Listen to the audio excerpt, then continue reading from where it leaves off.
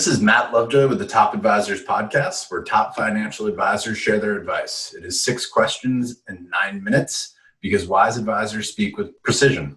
So let's get to it. Question 1. In a few sentences, tell us who you are and what you do. Thanks, Matt. Yeah, my name is Alan Hensley, and I am a wealth advisor at Merriman Wealth Management here in Seattle, Washington.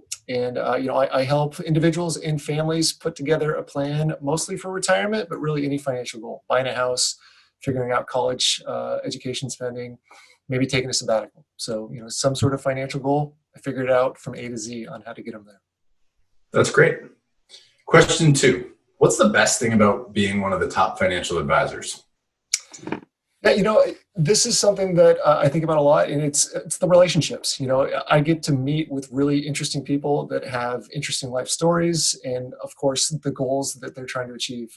It's fun for me to figure out how that we can put together a plan for them. And what I love is it's not a transaction. I don't meet somebody once and then never see them again. It's hopefully a 20-plus year relationship that I get to kick off with the clients that I work with. Perfect. Question 3.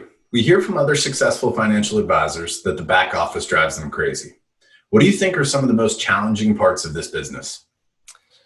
Yeah, and this is something I reflected on.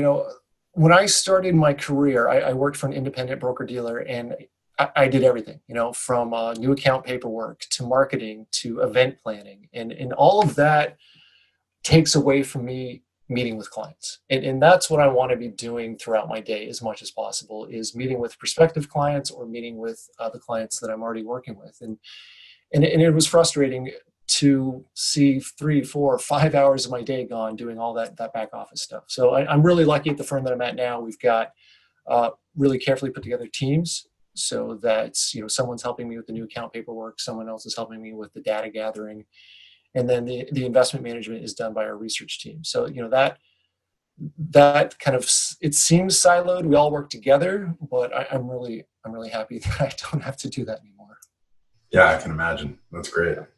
Question 4. What piece of advice would you give to other advisors? And, this is one that I was actually reflecting on when I think back. I wish I could tell, my younger self 10 years ago, 2 pieces of advice, two really main things that are important for, I think, every advisor to take to heart. And number 1 is to take an educational approach to relationship management and to financial advising. And what I mean by that is, we're meeting with people that are looking at a seemingly complex topic, how to invest their 401k or how to figure out what to do with a 529 or most often not, when can I retire? And if you take an education foot first and you make sure that you teach them what the topic is all about to a point where you see that light bulb go off above their head, that's when you start to collaborate. And when you're collaborating, someone's going to feel more comfortable to delegate that responsibility, take it off their shoulders, put it on my shoulders.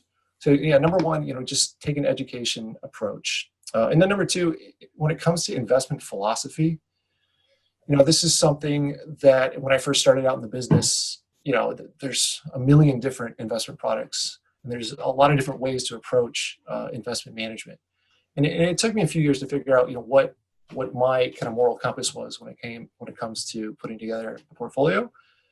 And again, thankfully the firm that I'm at right now, Merriman, the way that we invest our portfolios is congruent with how, I invest my money. So figuring out what your investment philosophy is, it becomes a lot easier to educate clients and to teach people when you also believe in it. So, that's something that's really important. So education and then figuring out your investment philosophy.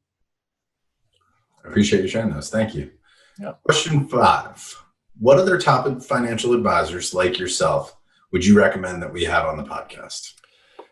So there's a couple advisors at my firm. Amy Butler, she is down in our Eugene, Oregon office. She's a great advisor. And then also Paige Lee, she's in our Seattle office. I think they'd be perfect for this. And then outside our firm, I was going to suggest Pat Brewer with Wealth, SurePath Wealth. He's been in the industry a while, and he's been a leader. And I think they'd be great for this type of conversation. Great. Thank you. All right. Final question. Question 6. How do you celebrate a win? This is kind of funny. Typically, I go to a nice dinner. I take my wife. We've got 2 daughters. We go out and have a nice meal. In the world that we're living in now, it's typically ordering in. But still, getting a nice meal. It's simple, but that kind of thing.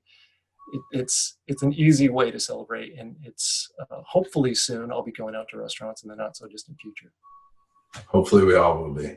So. Yeah, exactly. Well, Alan, thank you so much for being on. Do me a favor, tell people how they can find you. Yeah, so you can find me by connecting on LinkedIn. I have Facebook, YouTube channel, and of course, just going to merriman.com and looking at the advisor page is a really good way to get in touch with me and to learn a little bit more about my path to how I got to Merriman. Awesome. Thank you. Well, this is Matt Lovejoy with the Top Advisors Podcast. For more advisor insights and ideas, please check out adviceperiod.com. Thank you. Great. Thanks, Matt.